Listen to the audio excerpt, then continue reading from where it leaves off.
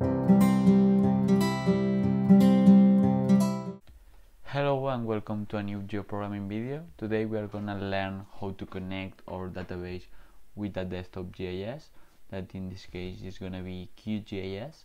So the first thing that we need to do is to check that we have here the tables. If you remember what we had been creating in the last video, so we have this dacia, this line and this poly, and here we have the database. So if we go to properties and we go to connection, we will see the host, that in my case I'm running this on localhost, so that's the host that we're gonna use. And then we have here the port, the JS name, and then the username, and we will also need the password. So knowing this, we are going to Qgis. So if we go there, here we are. So here I have a standard OSAM map, and what we need to do is go to layers, then to data source management, and I already load this before, but you need to go to PostGIS and then click on new, and from here you can put any name. This is not gonna be like important. Then you can keep service empty, and then for host, as I said,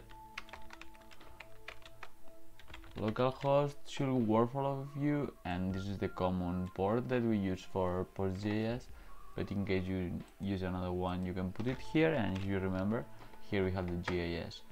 And finally we can go here, we go with admin, and here as well we go with admin. So we can test the configuration, and if everything goes well, it will show a message here that says that the connection is successful. So we can sorry, this is again the same, so we can go with OK, and now that we have this, we can connect. Okay, maybe I missed it something. Yeah, as I checked twice, it seems that it just erased the password, but again the same problem.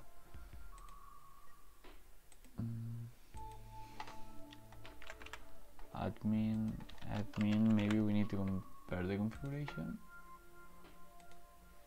The configuration is working fine, and if we try to connect, yeah, now it is working. So maybe you can have also the same problem. I was testing before and it was working fine, but you know, this kind of things happen.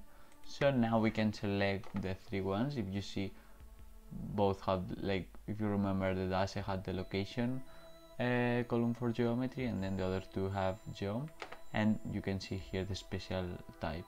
So we add it here, and we can see them on the map. So we can see from dacia the points. We can even see here the only column that we have, that is names. Then we can go to lines, that if you remember, zoom to layer, it was like these lines in America, and then we were playing a little bit in the United States. So here we can see all the lines and the layers that we had updated. This was all. Thank you very much for watching.